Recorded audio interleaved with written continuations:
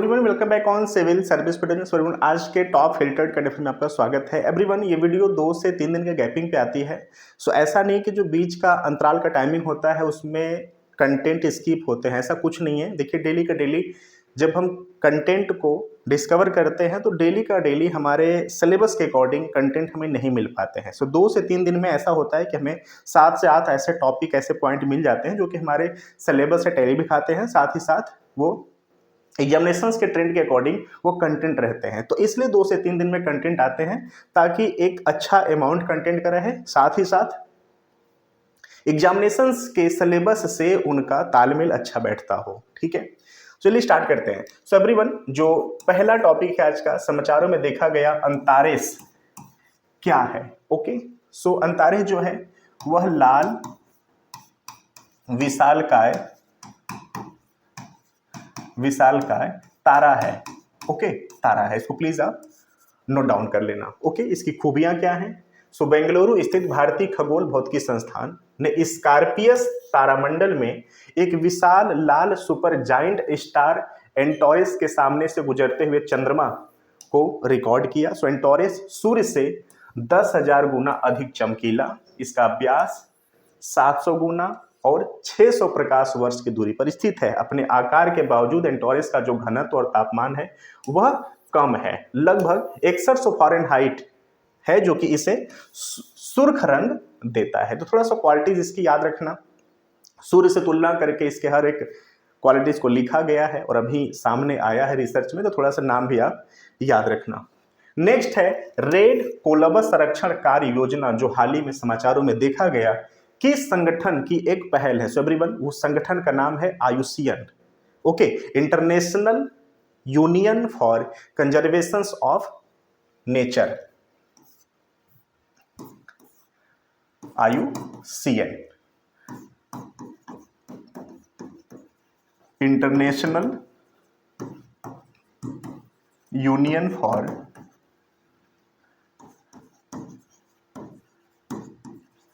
Conservation of nature. Everyone, इसका स्थापना कब हुआ था? आयुसियन का स्थापना कब हुआ था?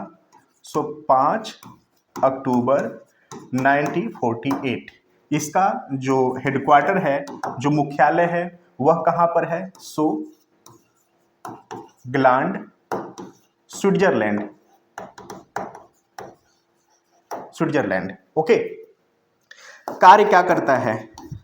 कार्य क्या है इसका? सो प्रकृति और प्राकृतिक संसाधनों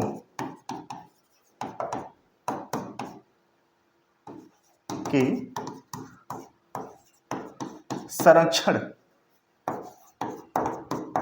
करने वाली यह संस्था है। ओके, आयुसियन की स्थापना कब हुआ था? 5 अक्टूबर 1948 में। मुख्यालय क्या है? Gland, Switzerland. ठीक है, और कार्य क्या है? सो प्रकृति और प्राकृतिक संसाधनों के संरक्षण का कार्य करता है। ऐसे कार्यों को यह इनोवेट करने की बात करता है, ऐसे कार्यों में लोगों को शामिल करने की बात करता है। ओके, और जो रेड कोलंबस संरक्षण कार्य योजना है, इसको किस संस्था के एक पहल के रूप में देखा गया है? सो आयुसियन। क्लियर? सो एक नया अध्ययन लाल कोलंबस को उष्णकटिबंधीय वन संरक्षण की कुंजी के रूप में उजागर करता है। पूरे अफ्रीका में संकटग्रस्त व महत्वपूर्ण जैव विविधता संकेतक हैं और विश्व स्तर पर 2 प्रमुख सिमियन समूहों में से एक है। शिकार और निवास स्थान के नुकसान के कारण विलुप्त होने का सामना कर रहे हैं। आधे से अधिक विलुप्तप्राय या गंभीर रूप से लुप्तप्राय। आयुसियन के नेतृत्व में रेड कोलंबस संरक्षण कार्य योजना का उद्देश्य उनके संरक्षण को प्राथमिकता देना, अफ्रीका के जंगलों को सुरक्षा करना और अस्थिर शिकार पर अंकुश लगाना। ओके, सो हमने यहाँ पर जो भी मोटा मोटा इंपॉर्टेंट कंटेंट था उस पर हमने हाईलाइट करके बात कर लिया, आप भी इसको नोट डाउन कर लेना।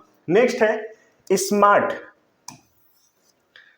Supersonic missile assistant release of torpedo. So ये आप याद रखना। ओके, स्मार्ट, ये में भी आपसे इतना पूछा जाए। प्रणाली किस संगठन द्वारा विकसित की गई है? सो एवरीवन, DRDO, डीओ। सो डीआरडीओ जो है वह defence research and development organisations okay. इसका स्थापना कब हुआ था? डीआरडीओ की स्थापना कब हुआ था? तो 1958। मुख्यालय कहां पे है?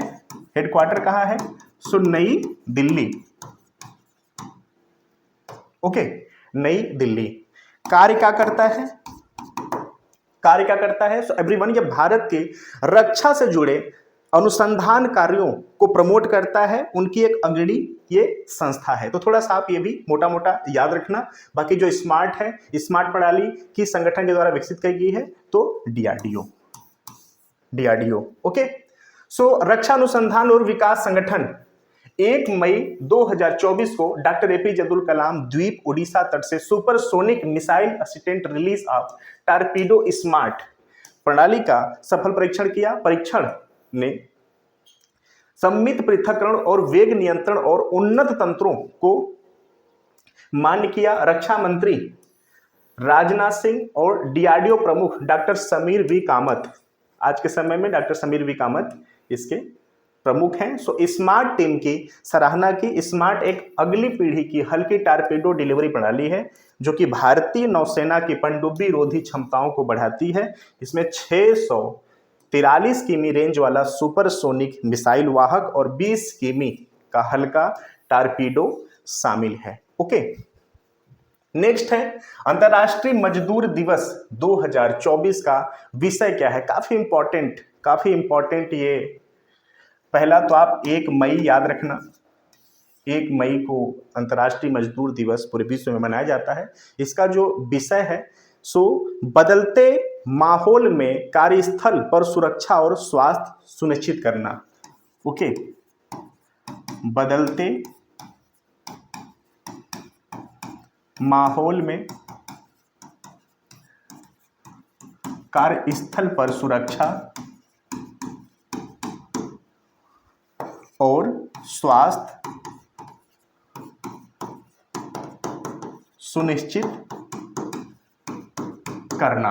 ओके, चलिए इस पे बात कर लेते हैं। सो 1 मई को अंतर्राष्ट्रीय मजदूर दिवस मनाया जाता है जो श्रमिक आंदोलन के योगदान का सम्मान करने के लिए भारत सहित दुनिया भर में मनाया जाता है। 8 घंटे के कार्य दिवस की मांग को लेकर 1886 में शिकागो श्रमिक हड़ताल से शुरू होकर हेमार्केट घटना के बाद इसे महत्व मिला। 1889 में 20 देशों के नेताओं ने इसे अंतर्राष्ट्रीय मजदूर दिवस के रूप में स्थापित किया।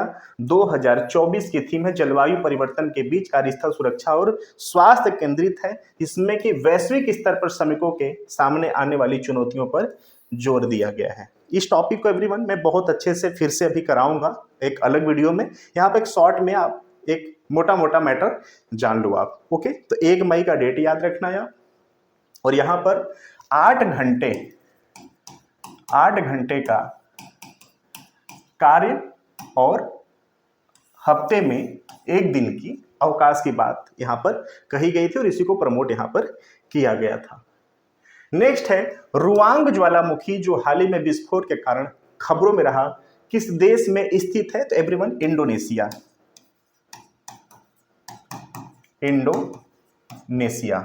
ओके, सो इंडोनेशिया के माउंट रुआंग ज्वालामुखी में कई बार विस्फोट हुआ जिसमें कि संभावित सुनामी जोखिम के कारण उच्चतम चेतावनी स्तर और हजारों लोगों को निकासी के आदेश दिए गए हैं। देश की ज्वालामुखी विज्ञान एजेंसी ने आगाह किया है कि इस महीने आधा दर्जन से अधिक विस्फोटों के बाद खतरा बना हुआ है जिसके कारण 6000 से अधिक लोगों को सुरक्षित स्थानों पर निकाला गया है। याद रखना जगह कौन सा है? सो इंडोनेशिया। ओके, और रुआंग ज्वालामुखी में भी आपसे ये इंपॉर्टेंट रूप से पूछ ले डिजास्टर के टॉपिक के अंदर, तो थोड़ा सा आप इसको माइंड रखना। नेक्स्ट टॉपिक है एवरीवन 1 मई महाराष्ट्र दिवस। देखिए 1 मई को महाराष्ट्र दिवस भी मनाया जाता है, 1 मई को मजदूर दिवस भी मनाया जाता है, और काफी दोनों इंपॉर्टेंट डेट हैं, सो दोनों पे वन बाय वन बात करेंगे। सो यह महाराष्ट्र राज्य के गठन की याद में मनाया जाता है। इसका गठन 1 मई 1960 को किया गया था। राज्य पुनर्गठन अधिनियम 1956 ने भाषाओं के आधार पर भारतीय राज्यों की सीमाओं को फिर से परिभाषित किया था। इस अधिनियम के आधार पर महाराष्ट्र का गठन किया गया था। बंबई राज्य में विभिन्न भाषाएं बोली जाती थी, जैसे कि गुजराती, कोंकणी, मराठी और कच्छी। एवरीवन याद रखना 1960 में जो कच्छी और गुजराती है, ओके, जो कच्छी और गुजराती है, इस भाषा को बोलने वाले लोगों को मिलाकर एक राज्य का गठन किया गया, उसको कहा गया गुजरात। और मराठी और कोंकणी जो भाषा बोलते हैं, इस भाषा को बोले जाने वाले लोगों को मिलाकर एक राज्य का गठन किया गया, उसको कहा गया महाराष्ट्र। ओके, सो जो बॉम्बे राज्य है 1960 में 2 राज्यों में विभक्त होता है, एक महाराष्ट्र, एक गुजरात। ओके, चलिए इस पे बात करते हैं अब।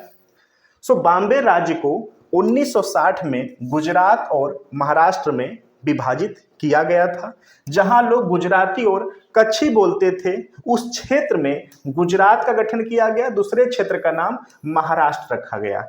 यहां लोग कोंकणी और मराठी बोलते थे। बॉम्बे राज्य को 2 महाराष्ट्र और गुजरात में विभाजित करने के आंदोलन में संयुक्त महाराष्ट्र समिति सबसे आगे थी। कभी कभी ये पूछ लेता है कि ये जो संयुक्त महाराष्ट्र समिति थी क्या थी, एक समिति था, क्रांति का नाम था। तो देखिए एक प्रकार से क्रांति भी थी, एक प्रकार से ऐसी एक समिति का गठन भी किया गया था। सो संयुक्त महाराष्ट्र जो आंदोलन है, ठीक है, इसी को समिति भी कहते हैं। सो इसका स्थापना 1956 में हुई और 1956 व 1960 के बीच अलग मराठी भाषी राज्य का मांग किया गया था। स्वतंत्रता के बाद भारतीय राज्यों का गठन कुछ ऐसे है। सो राज्य पुनर्गठन अधिनियम 1956 के तहत निम्नलिखित राज्यों को विभाजन किया गया। 1960 बंबई राज्य को गुजरात और महाराष्ट्र में विभाजित किया गया। याद रखना, जो गुजराती और कच्छी भाषा था, इसको मिलाकर गुजरात, और मराठी और कोंकणी को मिलाकर महाराष्ट्र। 1963 असम से नागालैंड को बनाया गया। 1966 पंजाब राज्य से हिमाचल प्रदेश, हरियाणा का गठन किया गया। 1972 त्रिपुरा, मणिपुर और मेघालय गठन किया गया। 1975 सिक्किम भारतीय संघ में शामिल हुआ।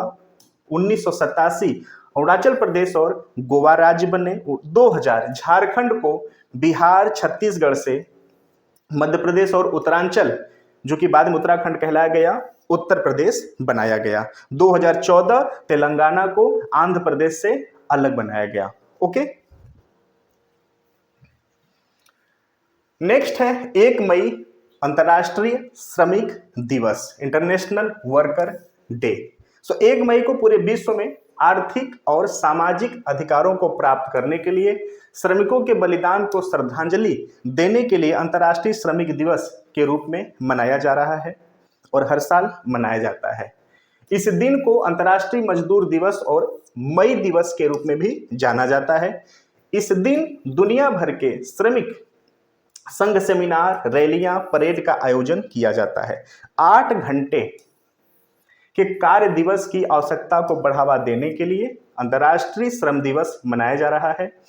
पहले के समय में मजदूरों को काम करने की स्थिति बहुत गंभीर थी।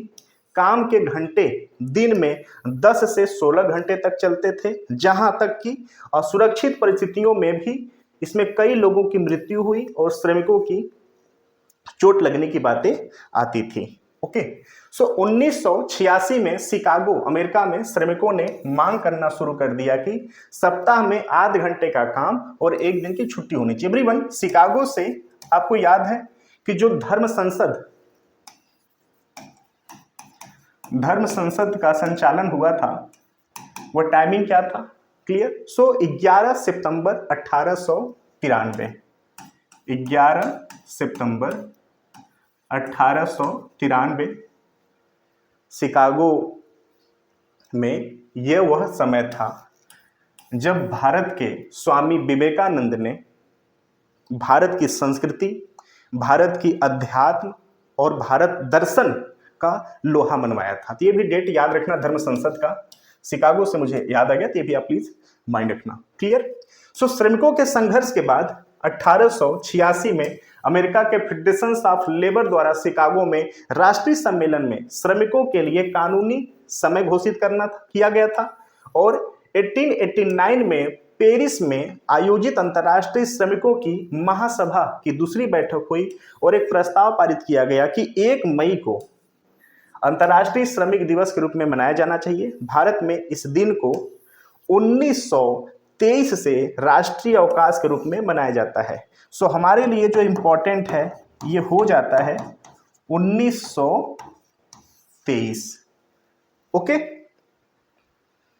सो एवरीवन, टोटल जो कंटेंट थे मैंने काफ़ी बारीकी से कंटेंट को कवर करने की कोशिश की। अगर आपको ये कंटेंट डिस्कशंस एनालिसिस एग्जाम के रिलेवेंट लगते हैं तो प्लीज़ छोटा सा शॉर्ट नोट्स आप बना लेना और साथ ही साथ ये शिकागो वाला भी थोड़ा सा आप देख लेना कि 11 सितंबर 1893 का वो समय था जब स्वामी विवेकानंद ने धर्म संसद में जब बोलना शुरू किया तो अपने भारत की संस्कृति, प्रकृति, दर्शन का लोहा मनवाया था, वो ऐसा समय था। So thank you so much. चलिए फिर मिलते हैं अगले सेगमेंट में।